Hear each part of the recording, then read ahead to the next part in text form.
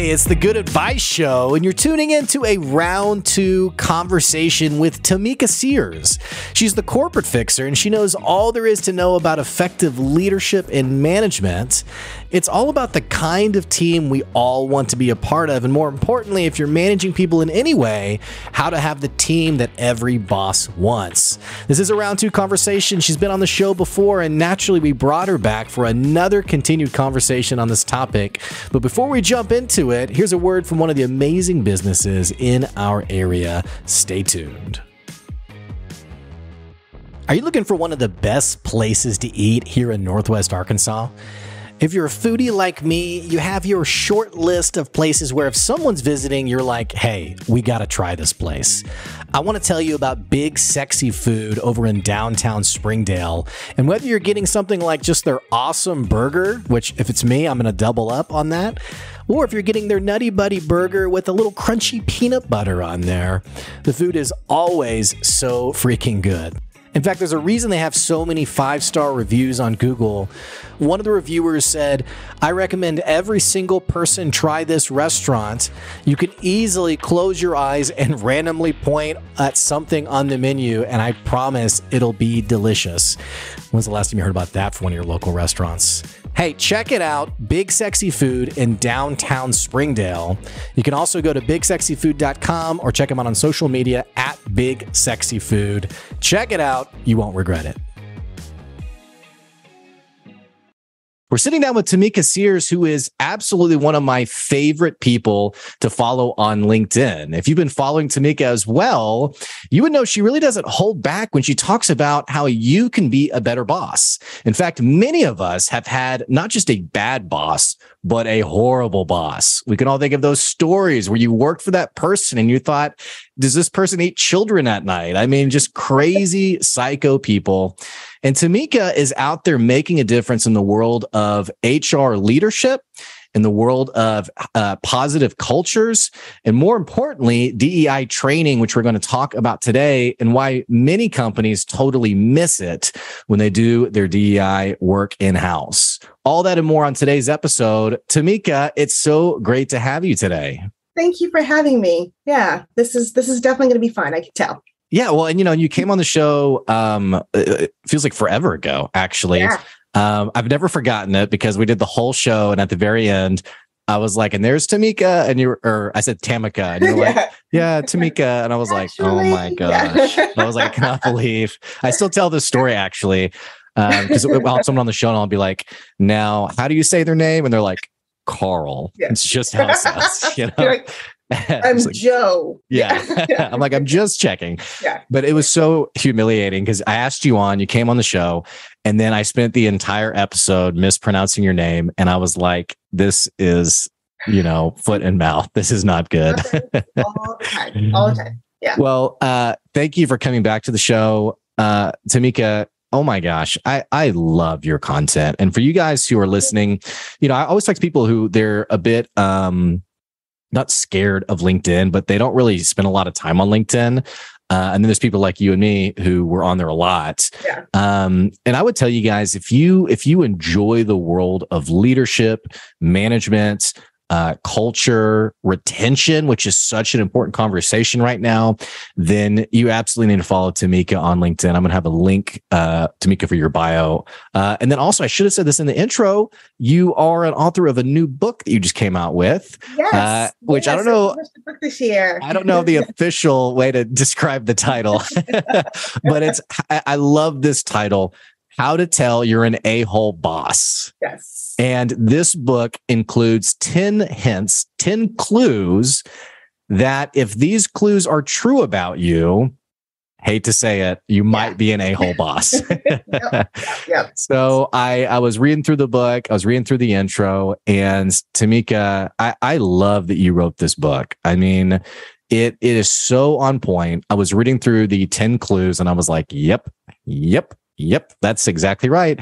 And I also loved, you're sort of like guiding people into the realization that like, hey, if everyone's quitting, guess what? Right. Guess what? Yeah. So talk to me a little bit about, and I'm sorry, I'm speaking so much here.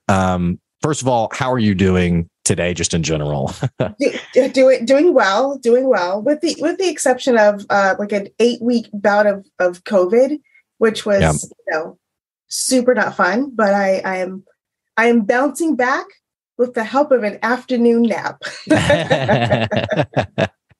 There's a great tip for just advancing in your career is know your limits and take naps when you need to. Yes. So, yes. Yep. So you wrote this book. I love the candidness implied with this book, and it's really necessary. You mentioned COVID. We just came out of COVID. There are so many stories of mismanagement, and people who listen to the podcast long-term know that I don't really hold back here. There's a lot of fudging the lines of it's the employee's fault. We're talking about quietly quitting and how dare employee, just all this stuff.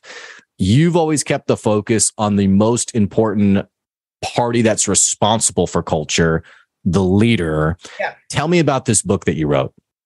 So I had this idea in my mind for a while, but I was one of those people that I'm like, how do I write a whole book, right? And I was working for a company that was just awful. Like the leadership was just awful. The top line leaders just did the most immoral, unethical, horrible things. And as an HR professional, I'm like, well, I can't possibly stay in this organization and say that I'm an HR professional, right? Yeah. So I quit. The last straw was when I asked if the company was going to celebrate Juneteenth, because it was the first year that Juneteenth was like official. Mm-hmm. And they were like, nope, but you can. And I was like, what? Gosh. We're done here. So so I quit. And the timing actually worked out well because a friend of mine, his dog broke his leg. He had a little puppy and it broke his leg. And so I literally like stayed at his house and puppy sat with like the puppy sleeping in my lap, all drugged up on his little pain pills, and wrote a book. So I took a few months and just like, you know what, I can do this. And it was really about my experiences that I've had with leaders who sometimes are completely unaware that they are the problem, right? The leaders who are just like, oh, these millennials. And it's nope, the problem is you, buddy. Yeah. Yeah, it makes me think of someone, I've told the story so many times, but which I hear the millennial thing all the time. And I'm always like, so I'm a millennial, right? Right. And then I typically hear like, well, not millennials like you. And I'm like, okay. Right. But I think of a woman who her entire team had quit over the previous year. It was like 10 people had all quit. And she was like, millennials they're just so tough to manage. I was like, I think if your whole team quit, I don't know about that. Yep. But I love help me. It's funny because I was talking to my wife about you coming on the show today, and I was talking about the book, and she was like, I love that. And she was like, but the challenge of this, right? And I was like, well, what's the challenge? And she's like, well, whoever's reading the book is probably thinking, oh no, it's not me. Right. I'm not that person. Right. It's like the leader where they're like, well, I'm really self-aware, and you're like, okay, but yep. And that I should have put that in the book, right? Clue number 1, if you say to people you're self-aware, right. You're not. So I tried to write the book in a way just to have clear examples of, if this is happening to you, then you need to do some self-reflection. And I have some self-reflection and tips in the book so that it's not just a matter of me saying, hey, you suck. It is, things may not be going well for you and you don't realize that you're the problem. And here's how you can fix it once you do realize that you're the problem.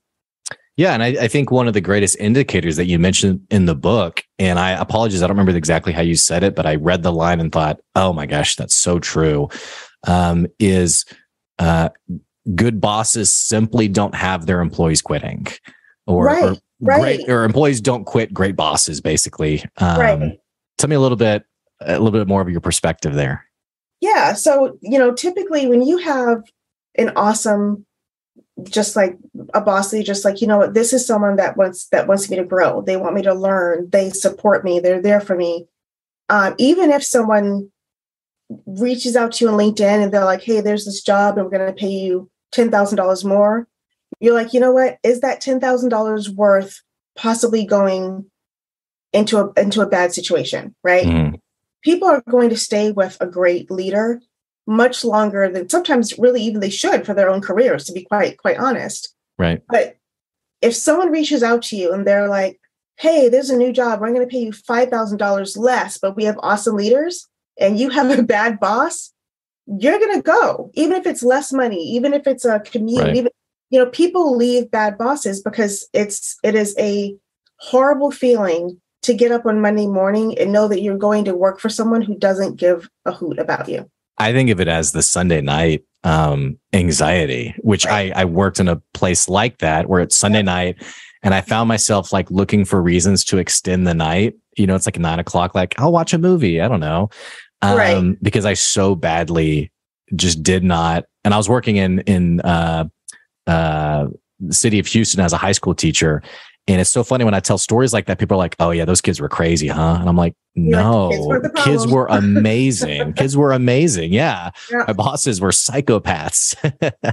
Yep. So I knew it was a problem though. Like there was one morning that I was driving to work and I was like, man, I wonder if I got into a wreck, how much time could I get off work and not have like a permanent, disability from this?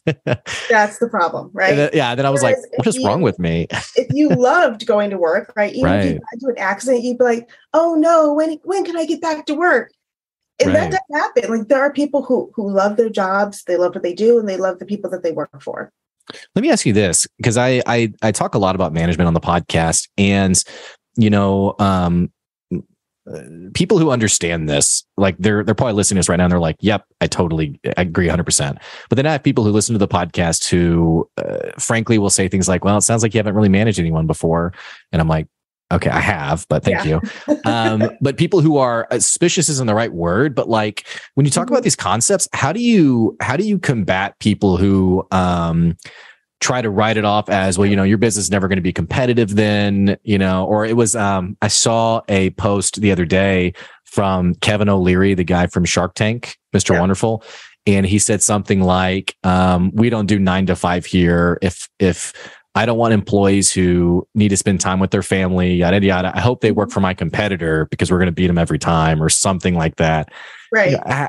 What's it like combating some of these more age-old cliches, honestly, in business? It's funny that you asked that. So I did a conference a couple of weeks ago, and I just came up with a new workshop that is kind of about things that you can't do anymore and stay in business, right? And it's very interactive, right? Like I like to talk to people, like to get the conversation flowing. And there was this one participant who just insisted that I was just dead wrong. And one of the things that he was really stuck on was, office drive-bys. Like I'm like, just don't do it. Like you don't need to do it, right? If the purpose of your drive-by is to see if that person is working, like don't do it.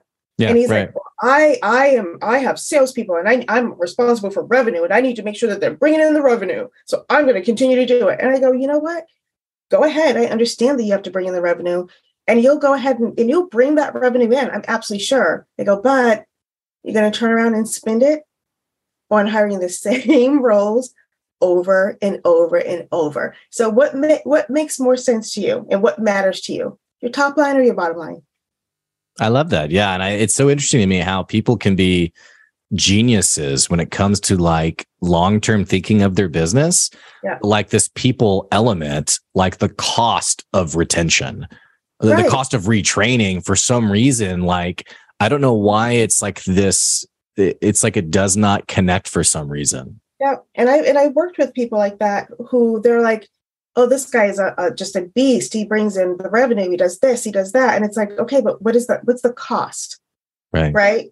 And I try to get people to understand you don't work with your gross pay, right? Like, doesn't matter what your gross pay is, what's your take home?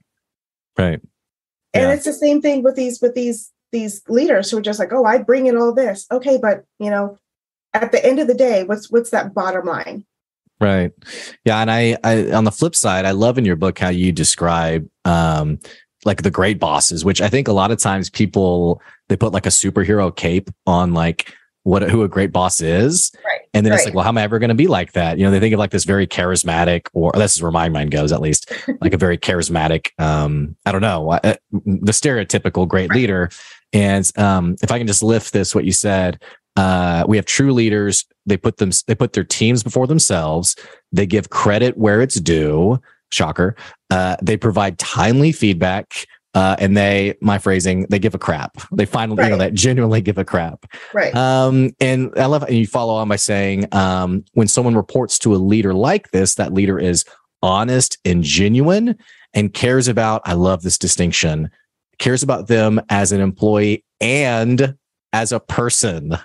Right. Like I read this stuff and I'm like, this isn't something that's like impossible for someone to do. Like it seems so basic. And yet when we think about a great boss, the great bosses we've had in our own lives, we're like, yep, that person did all of those things. Right. And it's like, really, what I try to get people to understand, unless you are like truly a sociopath, right? You should be able to do those things. Right. And quite frankly, even if you are a sociopath, you may be able to fake it. Right. It's not, none of those things are difficult to do. Right. Well, it's great having people like you who are creating momentum in the right direction. Because like I said, sometimes when I have these conversations with people, it's like there's like a sense of disbelief. Like, oh, that's really great, but that never works in the real world. And I'm like, but plenty of businesses are doing it well. You just don't believe that that's the case. So, and it's one of the things like what you said about Mr. Wonderful, right? Like, I hope you work for the competitors. Great. Right? Because he's, I'm sure, doing well. I'm sure his companies are doing really well, but he doesn't stop to think, could they be doing better? Right. Yeah. And I love that distinction too of sort of the lost opportunity if you just, shocker, treated your employees like human beings. Or just dignity. I love the concept of dignity, like giving dignity to your employees, and sometimes I think what's really weird to me, you joked about being like a sociopath. I think it's weird to me is like how, I don't know if it's insecurity. I don't know if it's ego. It's probably both. How parental bosses get with their employees. Yes. Like, oh, well, I'm going to delegate a little bit to see if they can handle it. And I'm like, you're not their babysitter. Like, this is a grown person. Like, what is going on here? And I can see where that can be difficult. So when you get to be a certain age, right? So my daughter is 28, right? So it would be really easy for me to look at a millennial employee, since I'm Gen X, the greatest generation. It would be easy for me to look at a millennial employee and see them as my child, right? Like, and treat them like they're my child. You have to be able to take that step to say, this is a different relationship. And the way that I interact with this person of this age is not the same way I am going to interact with my employee of this age. And I think sometimes it's hard for people to really kind of separate that out. They just think, oh, look at these young whippersnappers. This is how we treat them. Well, and it's like the what I love. I need to share it more often. But I have a picture that's like, it's like a Time magazine cover from like 1970, and it's like or I don't even know when it's from, but it's like the me generation, and it's talking about baby boomers. And then there's one from like 5 years ago that says the me generation and some millennial on a phone. And it's just so funny how like nothing ever really changes. We like always just rip on the younger generation. But I mention this because it feels like and I want to get your take on this. It feels like every couple of years we find a new way to dish on employees. And I'm thinking about like 2 years ago, we had the Great Resignation, and like it's like nobody wants to work anymore. Or I actually saw a post. This is crazy. I saw a post of a store that shut down this last week, and it said, because of stimulus checks, our employees don't want to come into work anymore, so we're closing. And I was like, because of the $1,200 they got 2 years ago, or whatever much it was, $2,000. Right. Because of 2 years ago, they don't want to work anymore. Well, but like, and then it's like, even if someone is getting $2,000 a month, right? If that is enough for them to say, I'm going to quit my full-time job, what are you paying them? Right. Yeah. And I love that you say that too, because I personally get really offended on this subject of, do you want to give great pay or be a great boss? And I'm like, can we not do Right. both? Absolutely do both. This is nuts to me. Right. Because guess what? A great boss is going to give great pay. Right. Yeah. Right. Absolutely true. How do you consider yourself a great boss if you're not giving great pay? Well, and I think it ties back into what you're saying. If you care about the dignity, the intrinsic value of the human being, how could you not think about the bills that they're paying, the things that they're having to deal with? Right. I don't know. If you are a leader of an organization and you have people in your organization that are on food stamps, you should be ashamed of yourself. 100% agree. 100% agree. Absolutely. Yeah. Absolutely. And for people listening, I try not to be too wishy-washy. I do try to avoid like things there's things I say that I know will piss some people off. And then there's things that I just don't talk about because I know it'll really piss people off.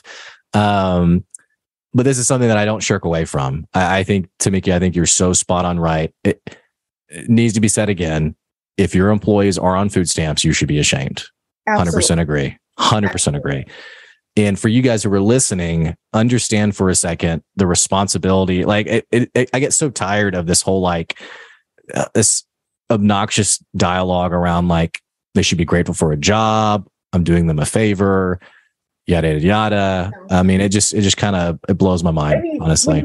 When you think about it, first of all, that's a horrible mindset to begin with, right? You're doing this person a favor by giving them a job, because one, your company wouldn't exist without those people doing that job.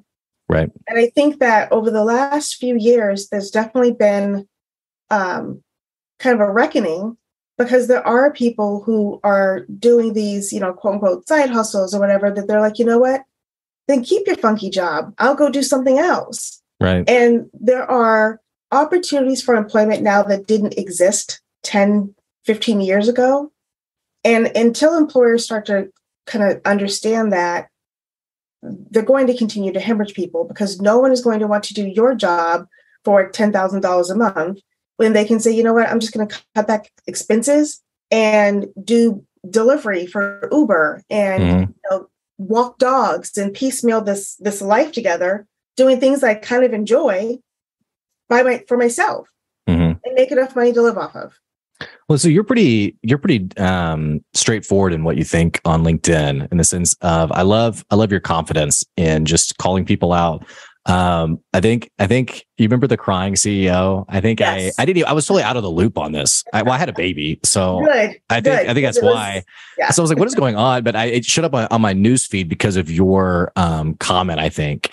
And I just remember like scrolling back, being like, what is happening here? And then being like, wow, this is mega cringe. Like, what is going on? Right. But point being that I'm getting at is, I usually see your comments and I'm usually like, totally agree. Great. Love it. Do you get a lot of pushback or people who, oh, yeah. So what's that like, having to battle other, not just, and battle's not really the right word, because I'm sure you probably do have people who are like, hey, I disagree. And maybe you talk back and forth and it's fine. But I'm assuming you also probably have people who are like, probably condescending and maybe racist or who say like very misogynistic things. Like, so how do you, what's goes through your mind when you're navigating these frustrating people? Well, the first thing that goes through my mind is, I'm super glad I'm not your child or your spouse, right? Sure. But, sometimes it really is just a matter. There are some people that are just a lost cause, right? It doesn't, going back and forth isn't going to make a difference, right? They're just going to be like, told you she was stubborn, so there's no point. But I do like to try to see if I can perhaps see their perspective, to see if I can get them to see my perspective. And then there are times, so like very recently, actually within the last couple of weeks, someone posted something about whether or not white men, I think in particular, should ever be a DEI leader. And there was a lot of like back and forth on the answer to that, because someone said that they feel that it should be always a person of color, because a person of color, just by being a person of color, is like uniquely qualified to be a DEI leader. And I disagree wholeheartedly. And that caused like this whole huge thing where there are people that were just like, yeah, white people suck and none of them should be DI leaders. Like, well, no, like not all white people suck, like let's, no whole anything sucks. And saying that just because I am a Black woman, I am uniquely qualified to do DEI work. And because you are a Black man, you are uniquely disqualified, takes the inclusion out of DEI, right? Yeah. And it also takes away the fact that not everyone can be a DEI practitioner, right? You do actually have to know what you're doing. And there's a change management piece and an organizational effectiveness piece. And these other pieces that go into DEI work that I think a lot of people just kind of forget about. And they're like, no, I do DEI training. I'm great. I love that you pause there for a second. And I'd love to get kind of your perspective on DEI training. Naturally, there's so much like exhausting drama as soon as like the term gets mentioned. And it also, it does feel like there is a lot of like blanket stamping of, we did, right. Like just personally speaking, I personally don't feel qualified to do DEI training. And I actually had someone who reached out and said, hey, we're doing this conference. Would you like to take the DEI section? And I said, no. I mean, I don't know. I don't know anything about what to say here. So I think maybe someone else is better suited for this. But it does feel like I was a little bit taken aback in the sense of I thought it doesn't feel like you put much thought into this because I don't do, none of my content is around diversity and inclusion. Right. I'm not, there's nothing on my LinkedIn bio that suggests I am. So I thought, did you just take someone who is on a podcast and say, yes, you? But my point that I'm getting at, sorry for being long-winded, is it does feel like there isn't a lot of thoughtfulness, but there is like an awareness of there's a need there, but let me check the box. So kind of give me your perspective on how DEI training is being done today. So it feels like it's a DEI Band-Aid. So when there's typically this like huge thing that happens, like the Starbucks thing, oh, we're going to shut down and we're going to do 2 full days of DEI training. And then bam, we'll be the most inclusive company in the world. Well, no, that's not the way that it works. 2 days of training isn't changing anyone's minds. It's not changing anyone's behaviors. And so there needs to be significantly more thought that goes into putting together DEI programs. Just saying, hey, this person's going to be our DEI leader, like that doesn't work. And it's been kind of proven to not work. So programs that really, number one, don't just focus on gender and race. There's so much more that goes into it when we talk about inclusion. And I think that the focus on gender and race is what causes a lot of the organizations to not be as successful, because you're talking about inclusion, but you're excluding most of your population. I love that insight. I've never thought of that. I love that insight because for me, like I put out. It's so funny though. I'm totally. I don't mean to use my bias to like totally hijack the direction of this because I want to come back to this here in a second. But I've just found whenever this topic comes up, there's like a weird. So here's what happened. My wife and I, we have a personality test. I have a personality test that I do with some of my customers called Berkman. And it's like, all your different, it's a personality test. What's there to say about it? Right. Well, so my wife and I, we did a video that I said, here's some insights from it. And it's great to have different personalities on the team. Well, someone had reached out and said, basically, oh yeah, I'm so glad you talked about this because we spend so much time talking about like diversity in terms of DEI, when really it has nothing to do with any of that stuff. It's just about diversity of personality, which I kind of see where he was coming from. But what I actually felt was being implied was talking about race was bad, or like he was kind of tired of that whole thing. And so I sense the gingerness that people have around this topic. I'm imagining, because I know you and your business partner as the corporate fixers, you guys do full blown DEI training. It's not just like we pop in for 2 hours and, we're great, but it's like a totally immersive, which by the way, if you guys listening, if you've been thinking about this for your own business, if you've been thinking about what's next for your business, absolutely call Tamica, because they'll come in, they'll do a full assessment. They have an entire program with individualized coaching that's pretty incredible. But I don't know if in any of that rambling, there was like a question or like an insight. No, but so I get it, because there are people who are like, you know what, I'm tired of the race conversation, which is annoying, because the race conversation does need to happen, but other conversations need to happen as well, right? So, for example, a really good friend of mine was just diagnosed with cancer, right? So she's trying to work, to work through things, and instead of her organization working with her through her illness, they said, you know what, people don't feel comfortable reaching out to you, so there are things that you've been missing, so we need you to go on short-term disability. What? Yeah. Like, how is that inclusive? How does that help her as a person with an illness that is really trying to maintain her financial status, maintain her mind of, I am a fully functioning human being, I'm not being defined by this illness that I have. How does that help her in that way, right? So that's all a part of this diversity discussion. Yeah. No, and I love the point you make. I saw your post, and again, not to retread old ground, but I can't remember her name. Maybe Shayla King, maybe. Yes. Oh, yeah. She said it perfectly. That's such a great. It's only because personally, to me, this conversation of dignity, I keep harping on it, but I just keep thinking about this concept of dignity, and just recognizing someone's intrinsic value beyond the job title. Which, guys, if you're doing that, you're already like way ahead of the game in terms of leadership. So Tamica, you're doing the DEI training. What's some of like the most common challenges or misconceptions? You mentioned the Band-Aid, which for our listeners who maybe you're not familiar of, like the Starbucks reference, basically there was an employee who called the cops on a Black customer who was like waiting for a friend. Would probably never, ever, ever, ever happen to a white customer. And so what happened was Starbucks shut down the store for a day or something, or a half day, and said, we're going to do a training on this. So I love you mentioned the Band-Aid fix. What else typically comes up in these conversations? What other misconceptions or challenges do you typically face?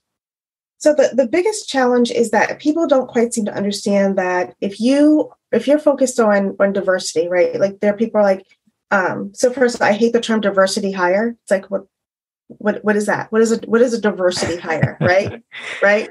And so it's like that may be a hire that is from an unrepresented group in your organization, but that doesn't mean that they're a diversity hire, right? Figure out something else to call them. So when you have these companies that are like, we're going to set a goal that we're going to get our people of color up to 20%, our women up to 30%. You set these goals for these humans, right?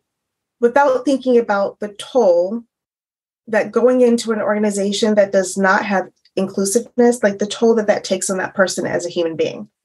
Mm-hmm. So I talk about focusing on inclusion first, right? You have to have a culture that can actually accept these people, accept their ideas, accept them as people and not as token diverse hires before you bring them on board.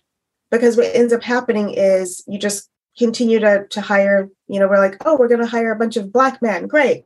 We're going to hire a bunch of Black men. The Black men are going to get traumatized. They're going to leave. We're going to hire more Black men. They're going to get traumatized. They're going to leave. And there's nothing done like in the middle to say what is being done to traumatize these people so that they're leaving. So your work's obviously cut out for you, because I think our culture today is so politically entrenched in certain ideals, and not even just, I think even the word entrenched is putting it lightly. You have people who their identity as a professional is so deeply wound with who they vote for. Right. And they are listening to the talk radio and the TV shows and, all that kind of stuff. Does it intimidating is not the right word, but does it feel insurmountable at all? Or no, I live in Arizona, which is the kind of the crazy political state right now. So I drive down the street and I see so-and-so for superintendent, we'll ban CRT. And it's like, okay. Yeah. So to take it as it is, right? And one of the things, when someone says to me, oh, we shouldn't be teaching about slavery in schools. It's like, okay, well, were you aware that 7 US presidents owned slaves? Right. Like, that's a significant amount of our US presidents, right? Mm-hmm. That owned slaves, percentage wise, right? Right. So just taking that one fact alone, you want to cut out that much percentage of history being taught. Right. Does that make any sense? No, it's wild. Yeah, it's wild. And it's, I mean, I guess what else is there for me to say other than just complain more about this topic? I'm trying to add like an insight, and I'm just more annoyed and frustrated. Yeah. So, but I also try to get people to understand that generationally, right? We've got these generations that things are not far removed from legalized racism. Your baby boomers were all raised by people who grew up when racism was quite okay, right? It wasn't frowned upon. It wasn't seen as a bad thing. It was just the thing to do, right? You had different fountains. You had, different entrances. They had separate but equal. When you have that type of childhood and you're raised in that way, you're obviously not going to all of a sudden be like, you know what, that's great that my daughter marries someone outside of their race, right? That's not an automatic thing. And I think a lot of the younger generations don't quite understand how these people were raised, and they can't really wrap their heads around it. So there's this expectation that these people just gonna flip a switch and make a change, but it takes more than that, right? Like, this isn't just I'm going to have one conversation with you and you're going to see the goodness of all things, the goodness of diversity, which is why I think that doing, deep coaching and doing group coaching to help people understand the differences in the way that things are perceived is really helpful when you work with these organizations.